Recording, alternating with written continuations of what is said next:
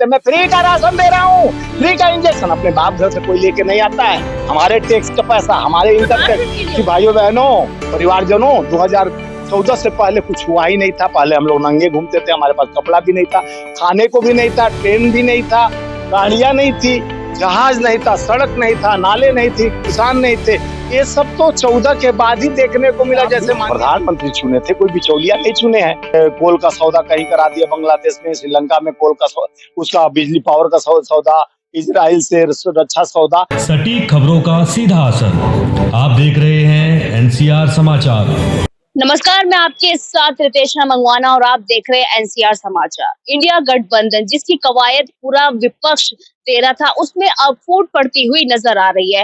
नीतीश कुमार का एक बयान सामने आ रहा है। वो कह रहे हैं कि कांग्रेस इंडिया गठबंधन पर ध्यान ही नहीं दे रही है, वो सिर्फ 5 राज्यों के चुनाव पर टिकी हुई है। वहीं दूसरी तरफ अखिलेश यादव कह रहे हैं कि अगर इंडिया गठबंधन साथ रहता है तो वो लोकसभा, यूपी की लोकसभा की 80 सीटों में से 65 पर सपा लड़ेगी और 15 वो इंडिया गठबंधन को दे देंगे। तो इसी पे बातचीत करने के लिए हमारे साथ कांग्रेसी नेता स्वामी जायसवाल जी मौजूद है, जो अपनी बातों को बड़ी मुखरता के साथ रखते हैं। तो सीधा उनसे बातचीत करेंगे कि सर, विपक्ष पर तो अब फूट पड़ती हुई नजर आ रही है। देखिए, भारतीय जनता पार्टी और प्रधानमंत्री मोदी जी चाह रहे हैं कि विपक्ष बिखर जाए, टूट जाए, उनका मंशा है।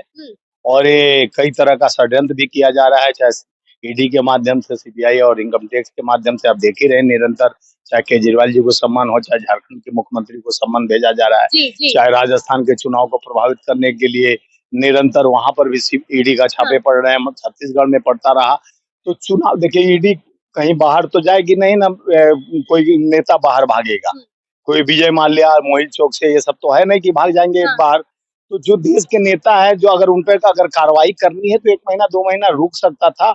और जिस तरह से भारतीय जनता पार्टी प्रवक्ता का काम करता है, ईडी का प्रवक्ता बनकर, जिस तरह से जनता, यानी ईडी को पता नहीं है, उनको पता है कि आज किसके यहाँ छापा पड़ने वाला है, और कि आज वो लोग केस भी बता देते हैं और क्या लगेगा उन पे धारा भी बता देते हैं, और बता भी देते हैं कि ये लोग अंदर जाएंगे और इनके कार्रवाई होगी।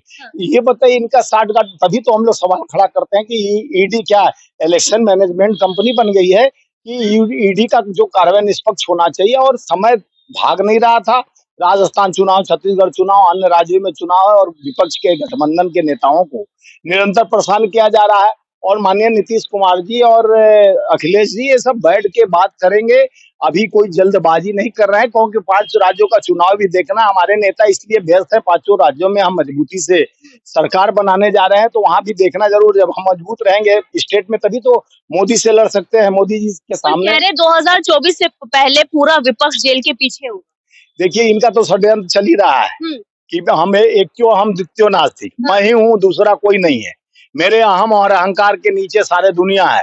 तो उस अहम अहंकार को खत्म करने के लिए इंडिया गठबंधन बना है कि नहीं, देश का जनता, देश की जनता का जज्बा, देश की जनता का साथ, और देश का विकास, और किसान का विकास, मजदूर का विकास, आम आवाम का विकास सिर्फ विपक्ष के हाथ है और कांग्रेस के साथ है। तो जनता के जज्बातों को, जनता के मन को टटोलने का काम माननीय राहुल गांधी जी 4000 किलोमीटर चलकर, जिस तरह से एक प्रतीक बनकर उन्होंने हर जनता के दिल की बात जानने का कोशिश किया, और जनता के बीच में जाकर उनके अभी भी पीड़ा को समझते हैं। चाहे कूली के पास जाते हैं, चाहे बढ़ई के पास जाते हैं, किसान के पास जाते हैं, खेत में जाते हैं, खलिहान में जाते हैं, आदिवासी के पास जाते हैं, गरीब के पास जाते हैं। और जिस तरह से उन्होंने पिछड़ा वर्ग आरक्षण की बात निरंतर कहते आ रहे हैं कि लोगों को मुद्दा से भटकाकर, जिस तरह से बड़े पूंजीपतियों का हाथ मजबूत इस सरकार में हुआ है। चाहे अडानी के रिश्ते को जो पूछा वो जेल के अंदर होता है, चाहे बंगाल। साबित तो नहीं कर पा रहे ना अडानी के मुद्दे पर, सवाल उठाते रहते हैं देखिए, राहुल गांधी। तो वही इसका जवाब प्रधानमंत्री क्यों नहीं देते। देखिए,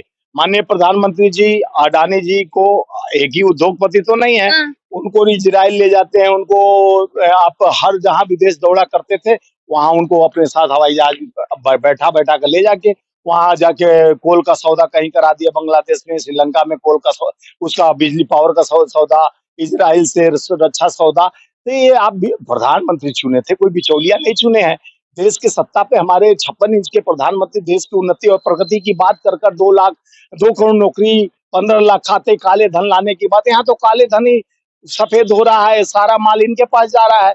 34,000 करोड़ का बात बार बार राहुल जी निरंतर उठा रहे हैं। योगी आदित्यनाथ जो उत्तर प्रदेश के सीएम है वो भी कह रहे हैं कांग्रेस ही सारे तालिबानी है।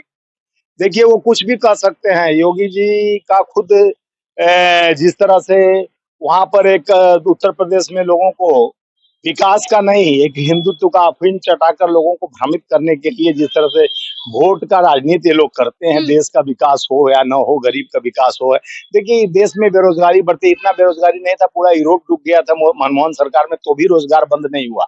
यहाँ ताला लगा दिया गया, कोई रोजगार नहीं होगा, और जो रोजगार था वो भी प्राइवेट कंपनी बना दिया गया। माननीय प्रधानमंत्री जी 10 लाख रोजगार का बात कहे कि हम 10 लाख देते हैं, वो भी नहीं दिए। 2 करोड़ तो यानी 2 करोड़ 10 साल में 20 करोड़ हो गया। अभी 9 साल ही तो हुआ है सर कार्यकाल, तो धीरे धीरे 2024 तक दे देंगे। प्रति वर्ष 2 करोड़, एक ही बार 22 करोड़ दे देंगे। वादे कौन सरकार पूरी करती है? देखिए लेकिन ये तो कहते हैं जुमले हम बेचते हैं, वादे हम करते हैं पूरा। बताएं हम गिनिए। छत्तीसगढ़ में निरंतर हम बोले थे 500 रुपया क्विंटल धान खरीदेंगे, 5 साल सरकार का होने आ रहा है। 2500 रुपया क्विंटल से कम नहीं धान खरीदते हैं। 3100 रुपया में महुआ खरीदी। क्या फ्री की रेवड़ियां दे रहे हैं आप लोग? खरीद रहे हैं भाई, फ्री की रेवड़ी भी तो दे रहे हैं। अच्छा सुनिए, अब उस पर जब आप पहले पूरा सुन लीजिए, आपको समझ में आएगा। 261 करोड़ जो किसान का हम कोई अपने बाप के घर से नहीं दे रहे हैं, जनता के टैक्स कब्जन है। मोदी जी जो 81 करोड़ लोगों को कहते हैं मैं फ्री का राशन दे रहा हूँ, फ्री का इंजेक्शन, अपने बाप घर से कोई लेके नहीं आता है। हमारे टैक्स का पैसा, हमारे इनकम टैक्स के लिए हो रहा है ना सर, तो हम क्या, हम लोग विदेश हित के लिए कर रहे हैं। किसान गरीब, सुनिए, किसान गरीब का लोन माफ कर रहे हैं, जिसमें बड़े पूंजीपतियों का 68 लाख करोड़ लोन माफ कर देते हो, और भगोड़ों को भगा दिया, आज तक नहीं पकड़ के लाए। मोहित चौक से नीरव मोदी, विजय माल्या को आज तक पकड़ के लाए क्या रिश्ते कहलाते हैं? उस पर सवाल खड़ा करने पहले आप षड्यंत्र करते हो ना। आज तक वो आए, वो देश के कई हजार करोड़ लेकर वो फुर्र हो गए, और एक किसान अगर 1 लाख रुपया, गरीब 1 लाख रुपया, तो उसका कुर्की जब्ती निकल जाता था भाजपा सरकार में। और कांग्रेस सरकार बढ़ा दी। अभी अनुराग ठाकुर का बयान नहीं सुना क्या आपने? प्रेस कॉन्फ्रेंस किस प्रदेश में एमएसपी बढ़ाया? रबी पे बढ़ा दिया, अनाज पे बढ़ा दिया। कितना बढ़ाया, कब बढ़ाया?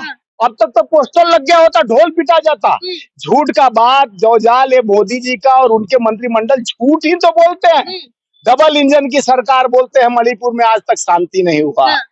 और जिस तरह से नारी सुरक्षा की बात करते हैं, उत्तर प्रदेश से लेके मध्य प्रदेश और ये मणिपुर तक आप देखिए जो दुर्दशा हमारे बहनों के साथ हुआ, और जिस तरह का ये जिस तरह से झूठ बोलते हैं। ईडी और सीबीआई आप पे छापे मार रही है ना, तो विपक्ष पूरा बौखलाया हुआ है। देखिए समय होत बलवान, सत्ता आपके हाथ में है। आप ईडी का प्रवक्ता बनकर भारतीय जनता पार्टी के मंत्री और सांसद निरंतर जिस तरह से विपक्ष को कोसने का काम करते हैं, अब देश की जनता समझ चुकी है कि आपके पास कोई मुद्दा नहीं है, कोई व्यवस्था नहीं है, कोई रोजगार नहीं है, कोई महंगाई पर रोक लगाने का मिलियन ट्रिलियन का बात करते हो। देश में बढ़ती हुई प्याज और बढ़ते हुए महंगाई, सब्जी से लेके तिलहन दलहन तक, मजदूर के और गरीब और किसान आप जैसे हम लोगों जैसे के लिए पेट पर वार हो रहा है, बार बार हो रहा है।